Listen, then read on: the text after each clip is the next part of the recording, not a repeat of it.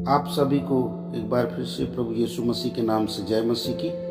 परमेश्वर पिता का हम धन्यवाद करते हैं कि परमेश्वर ने हमें एक बार फिर मौका दिया है ताकि हम परमेश्वर के वचन को मनन कर सकें। आज जो है हम मनन करेंगे लूका रचित सुसमाचार उसका 18 अध्याय उसके 9 से लेकर उसके 14 वचन तक हम देखेंगे। वहाँ पे एक घटना पाई जाती है और हम जैसे कि सीख रहे हैं उपवास के विषय में लगातार, और यहाँ पर भी एक घटना है जो बहुत ही अद्भुत बात हमें सिखाती है। जब भी पुराने नियम में उपवास का बात किया जाता था, उपवास की रखा जाता था, तो उसका मुख्य उद्देश्य जो है वो यही होता था कि इंसान अपने आप को प्रभु के सामने में छोटा करे और प्रभु के सामने में वो दीन बनाए और जो परमेश्वर का नियम है उसको पालन करे।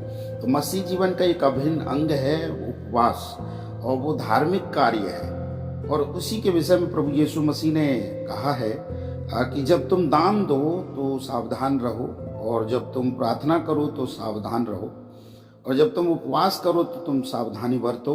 और क्योंकि उपवास के दिन में जो है सदूकी और फरीसी लोग अपने मुंह को लटकाए रहते थे और वो दूसरों को उपवासी दिखाते थे कि हम उपवास कर रहे हैं, और वो अपने से बड़ा बनने के लिए इस प्रकार के गतिविधि को करते थे। परमेश्वर के सामने में वो उपवास तो रख रहे थे, लेकिन उनका उपवास रखने का मकसद जो सही नहीं था, लोगों से बड़ा बनना, लोगों से ऊंचा बनना।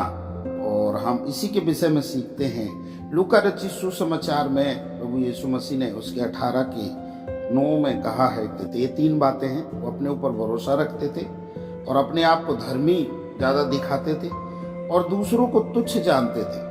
वो इस प्रकार के बातों को अपने जीवन में रखते थे और दूसरों से जो है मान सम्मान बटोरते थे। लेकिन उपवास का जो मतलब है, उपवास का जो अर्थ है, अपने हृदय को जो है प्रभु के सामने में छोटा बनाना, नम्र बनाना, दीन बनाना। लेकिन ये वो सब चीज़ नहीं कर रहे थे। हम इस घटना में जैसे कि देखे हैं 9 से लेकर 15 तक जो घटना है, वहाँ पे हमें बताया हुआ है कि 2 व्यक्ति जो है प्रभु के पास जाते हैं, प्रभु के मंदिर में जाते हैं और प्रार्थना करते हैं। तो जो फरीसी है वो इस प्रकार से प्रार्थना करता है कि प्रभु, मैं जो है कंपैरिजन करता है और प्रभु से प्रार्थना करता है मन में और कहता है कि प्रभु मैं तेरा धन्यवाद करता हूँ, मैं दूसरे मनुष्य के समान नहीं हूँ। जबकि उसे अपने जीवन के बारे में प्रभु से प्रार्थना करना चाहिए और प्रभु से बातें करना चाहिए, लेकिन वो दूसरे व्यक्ति के विषय में कह रहा है मैं इस व्यक्ति के समान नहीं हूँ, मैं धन्यवाद करता हूँ, मैं अंधेर करने वाला नहीं हूँ, अन्यायी नहीं हूँ और व्यभिचारी नहीं हूँ,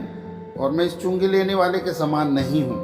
और वो फिर बता रहा है कि प्रभु मैं तो धार्मिक व्यक्ति हूँ और मैं तो सप्ताह में 2 बार उपवास रखता हूँ और अपनी सब कमाई का 10वांश देता हूँ। वो इस प्रकार से बड़ाई कर रहा है, प्रभु के सामने में बता रहा है, लेकिन वो अपने आप को नम्र और दीन नहीं कर रहा। जबकि उपवास का जो मतलब और उसका अर्थ था कि प्रभु के सामने में अपने आप को दीन करना और अपने किए पे पछताव करना, और उपवास जो है करके प्रभु के सामने में अपने दुख को जाहिर करना कि प्रभु मैं तेरी आज्ञाओं को नहीं मानता हूँ, मैं मुझे माफ कर। हम दूसरी ओर जो है जो चुंगी लेने वाला व्यक्ति था, वो उसके प्रार्थना के विषय में देखते हैं कि उसने किसी भी प्रकार का जिक्र नहीं किया और वो सीधा खड़े होकर जो है उसने जो है जोर जोर से चिल्ला चिल्ला कर स्वर को आके उठाना भी नहीं चाहा, वरन अपनी छाती पीट पीट कर उस परमेश्वर से कहा, हे परमेश्वर मुझ पापी पर दया कर। ये अपने आप को स्वीकार कर रहा है, जबकि उपवास का सही मतलब जो है यही था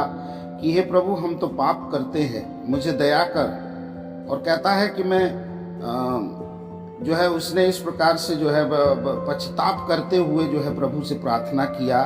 और हम यीशु मसीह ने इस बात को बताया हुआ है कि फरीसी जो है उपवास करता था, वो भी दिन सप्ताह में 2 बार 10वांश देता था और अंधेर नहीं करता था, चुंगी लेने वाले के समान जो है अन्यायी नहीं था, व्यभिचारी नहीं था।